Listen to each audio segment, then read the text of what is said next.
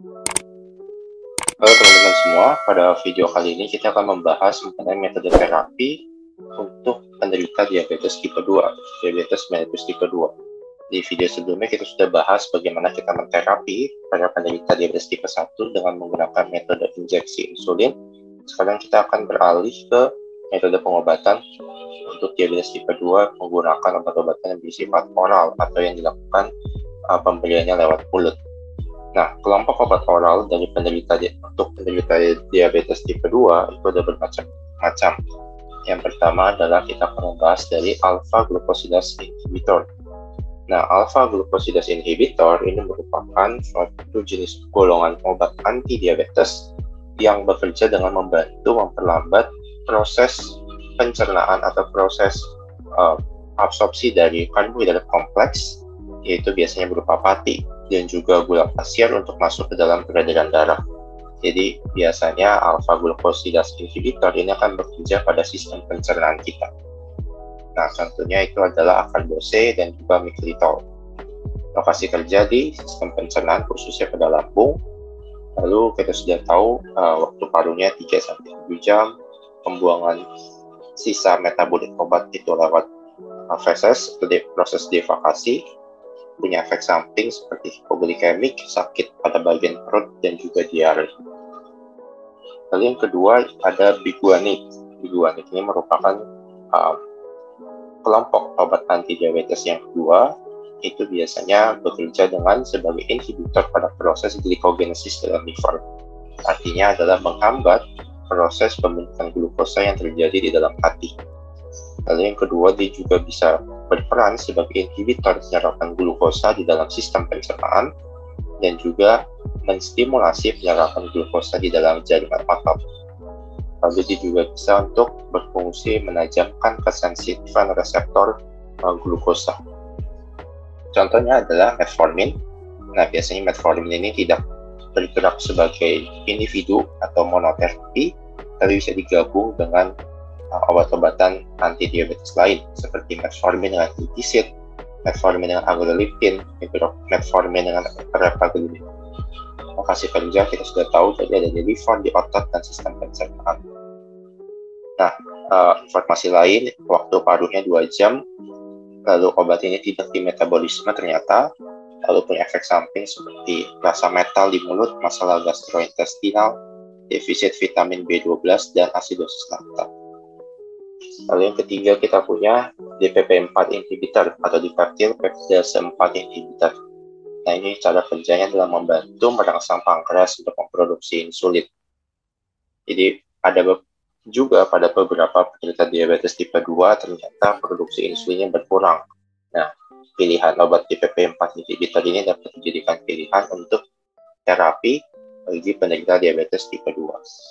Contohnya seperti alogliptin, ada linaliptin, ada saxagliptin, dan sitagliptin.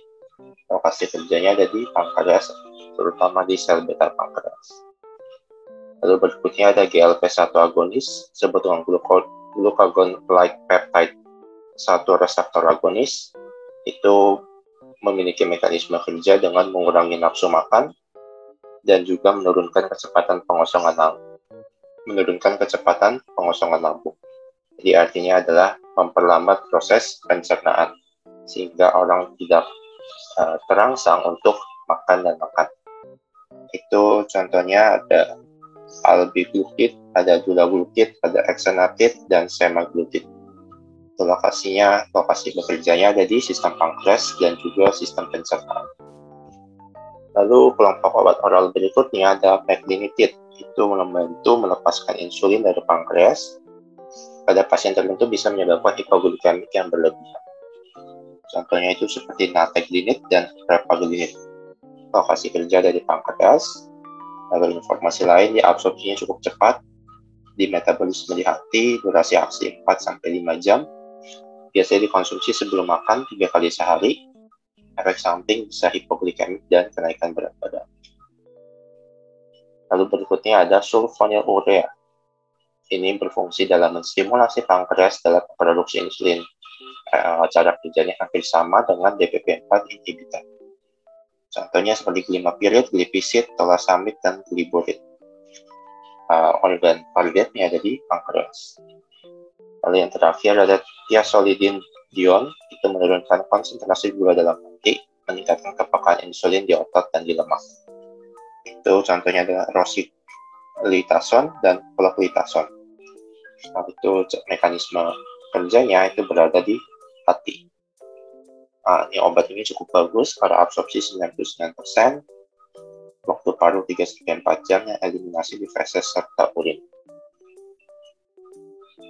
Lalu berikutnya kita bahas khusus untuk sulfonylurea, karena ternyata sulfonylurea ini ada beberapa macam. Yang pertama adalah bahwa sulfonylurea itu terbagi atas dua kategori atau dua kelompok. Ada generasi pertama dan generasi kedua.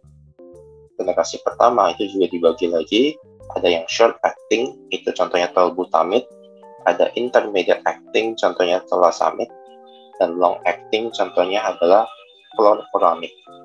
Sedangkan second generation itu yang short acting ada glipisid, dan long acting itu ada gliburid, ada glibenclamid, dan glimepiride. Nah, efek samping dari basis sulfonylurea pada umumnya adalah gangguan pencernaan seperti mual, muntah, diare, lalu hipoglikemik, ini yang paling penting, lalu bisa kenaikan berat badan, lalu bisa juga intoksisitas air dan hiponatremia, artinya kadar natriumnya rendah di dalam darah, bisa berakibat anemia hemolitik, trombositopenia, dan agranulositosis. Itu adalah masalah pada bagian darah, tapi biasanya jarang, hanya 1% dari pemakai sulfonylurea mengalami hal demikian. Lalu ada dermatitis, gangguan pada kulit, lalu bisa juga jaundice obstruktif atau penyakit kuning, tapi ini juga jarang. Lalu masalah pada syaraf seperti vertigo, sakit kepala, lemah otot, itu juga jarang terjadi. Nah, ini sedikit data ya dari first generation untuk tolbutamide, tolasamid, chlorfuramide, dan oxychloroxamide, dan short acting, intermediate acting, dan long acting. Ini ada beberapa data dari segi absorpsi, metabolisme, lalu metabolitnya apakah aktif atau inaktif, lalu masa half-life-nya atau waktu paruh, lalu durasi aksi, dan juga ekspresinya rata-rata lewat urin atau lewat berkemih. Lalu untuk yang second generation juga sama, di sini data untuk glipisid, glibenclamid, dan glimepiride, baik untuk short acting, long acting, dan intermediate acting. Oke, lalu berikutnya kita akan bahas mengenai obat-obatan yang bisa menginduksi atau meningkatkan kerja sulfonylurea. Jadi ketika sulfonylurea digabung dengan pemakaian misalkan seperti warfarin, seperti sulfonamid, obat salisilat. Salisilat ini biasanya untuk obat pengencer darah. Ada phenylbutazone, propranolol, itu termasuk dalam beta blocker.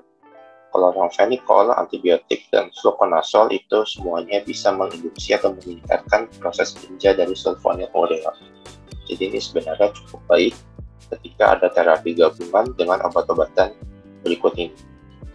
Sedangkan ada juga obat-obatan atau kondisi yang menghambat kerja dari sulfonylurea. Misalnya penggunaan alkohol, penggunaan obat diasoksid, lalu pengobatan diuretik juga bisa menghambat sulfonylurea, kortikosteroid, dan pengobatan yang menggunakan phenytoin, phenobarbiturate, dan rifampicin. Oke, itu untuk video kali ini kita sudah membahas mengenai bagaimana cara dan alternatif terapi untuk penderita diabetes mellitus tipe 2. Semoga video ini bisa membantu kalian semua dalam lebih memahami mengenai terapi penderita diabetes mellitus tipe 2. Sampai ketemu di video berikutnya.